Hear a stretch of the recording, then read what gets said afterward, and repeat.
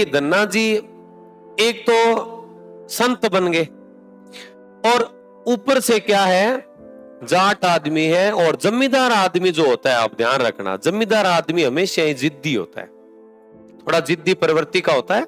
वो ये ठान लेता है ना कि यहां खेती नहीं हो सकती, तो जमींदार आदमी कहता है कि चाहे कितने साल लग जाए, चाहे 50 जगह ट्यूबवेल खोदना पड़ जाए, लेकिन आप देखना अंततः आदमी जो है वो मीठे पानी का बोर लगा ही लेता है। और उसके लिए वो जिद करके पूरा जीवन लगा देता है। जीवन लगाता है तो इतने सालों में ऋतुएं बदल जाती है, वो आदमी नहीं बदलता। एक उसकी जिद है कि पानी मीठा निकलेगा और फिर मीठा पानी निकलता ही है। तो एक तो क्या है, संत बने, और ऊपर से जाति क्या है, जाट है, और ऊपर से जमींदार आदमी है। तो थोड़ा सा क्या है कि हट प्रवृत्ति भी आएगी। अब क्या है कि जिद कर ली कि मैं भक्ति करूंगा, नॉर्मल नहीं करूंगा। फिर भगवान डायरेक्ट आगे मेरे हाथ से भोजन नहीं करेंगे तब तक आपा तो वो बैठा, मैं तो नहीं उठूंगा यहां से। जिद कर ली। अब जिद लंबी चलती, भगवान भी ये सोचते हैं कि थोड़ा मोटा जिद्दी आदमी है और कोई 2-4 महीनों में ही मान जाएगा, और फिर अपने को आना, भगवान का आना कोई छोटी बात नहीं है। इन्होंने जिद कर ली कि जब तक भगवान मेरे हाथ से भोजन नहीं खाएंगे, ठीक है, आपा को नहीं आला, आपा अठे ही बैठा। अब टाइम बीतता गया, टाइम लंबो बीत गयो। अब खेत में पानी लगाना पड़ेगा, किसान है तो, लेकिन भगवान को पता चल गया कि वास्तव में आदमी क्या है, हट प्रवृत्ति अपना ली है और मेरा भगत है, तो इसलिए मेरे को जाना ही पड़ेगा। लेकिन इतना आसानी से तो मैं भी नहीं जाऊंगा, मैं भगवान हूं, थोड़ी अपनी भी तो जिद होती है, ऐसे तो हर कोई बुला लेगा अपने को। तो इन्होंने क्या काम किया, इनडायरेक्टली हेल्प करना शुरू कर दिया। धन्ना के खेत में जब पानी लगाने की बात आती, सिंचाई की, तो कहते हैं कि भगवान कृष्ण खुद जो है वो किसान बन के आते, इनके खेतों में सिंचाई करते, पानी लगाने आते थे। इनको पता चल गया था कि जिद्दी आदमी है और मेरे भरोसे में, मेरे चक्कर में इसके खेत में कुछ नहीं हुआ तो इसकी हालत क्या हो जाएगी, खराब हो जाएगी। इसलिए भगवान को मजबूर होना पड़ा, खुद कस्सी कुलाड़ा वो ले सारी चीजें लेके आते, खुद इनके खेत में पानी लगा के जाते थे। ऐसा हम सुनते हैं, कथाओं में सुनते हैं। अब क्या हुआ कि वहां का लोकल एक जागीरदार आया, और जागीरदार ने आके, और जागीरदार टैक्स लेने आता, और टैक्स का रूल ये होता लगभग 1/4 1/5, मतलब 1 क्विंटल कोई चीज हुई है तो 20 किलो या 25 किलो टैक्स के तौर पे देनी पड़ती थी। ये टैक्स का हमेशा से सिस्टम रहा है, आज भी अपने टैक्स पे करते हैं। इसने आके बोला कि भाई टैक्स, तो उन्होंने बोला कि वो खेत पड़ो जो भी है ले ले, और मन डिस्टर्ब ना कर, मैं मेरे भक्ति लीन हूं।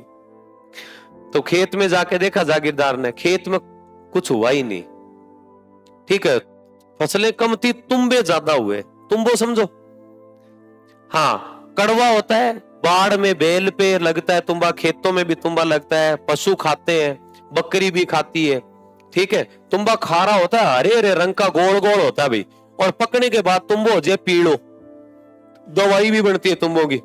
अब क्या हुआ कि तुम्बा होया खेत में, तो बोला कि अरे भाई साहब तुम्बा का क्या करूंगा। तो धन्ना जी की भक्ति देखो, धन्ना जी ने कहा कि तुम्बा भी हुआ है ना, चुपचाप जय मंगा ले, क्योंकि तुम्बा भी मेरे खेत में, अगर तुम्बा भी होता है तो भी मेरे भगवान की मर्जी के बिना नहीं होता, और तुम्बा भी हुआ है मतलब मेरे भगवान की मर्जी है इसमें, और तू तो तुम्बा ही ले जा, तेरी जिंदगी बन जाएगी, मजा करेगा तू। जागीरदार को लगा कि तुम्बो का क्या करूंगा, बकरी ये जानवर खाते हैं इसको, तो आपने तो काम होगा नहीं, कड़वा होता है तुम्बा तो।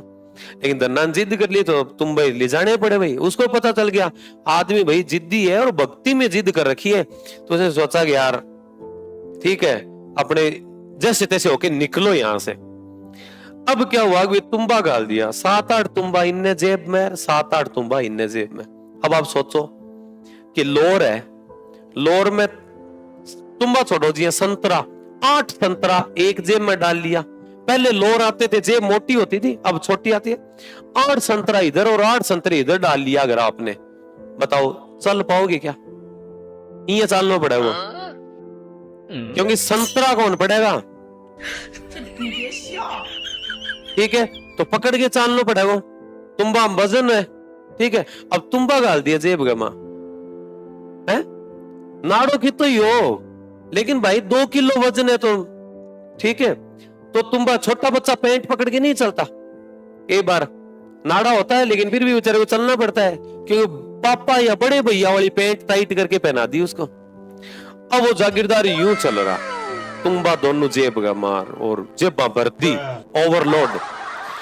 उसने देखा, देख तो नहीं रहा, अब तो चलो धन्ना नहीं देख रहा, गांव बहुत पीछे रह गया। अब उसने सोचा कि अगर यही मैंने तुम्बे डाल दिए तो धन्ना फिर आ जाएगा कि अच्छा तेरे लारे ही फिरा हूं मैं, अच्छा गाल, ठीक है। तो उसने, क्योंकि उसकी तो वो तो कहता है कि मेरे भगवान की मर्जी है।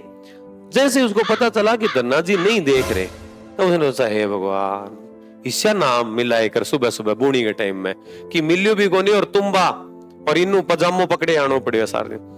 तुम्बा उसने गुस्से में फेंक के मारा कि आज तो ना तो पैसे आए और तुम्बड़ा दे दिए मेरे को।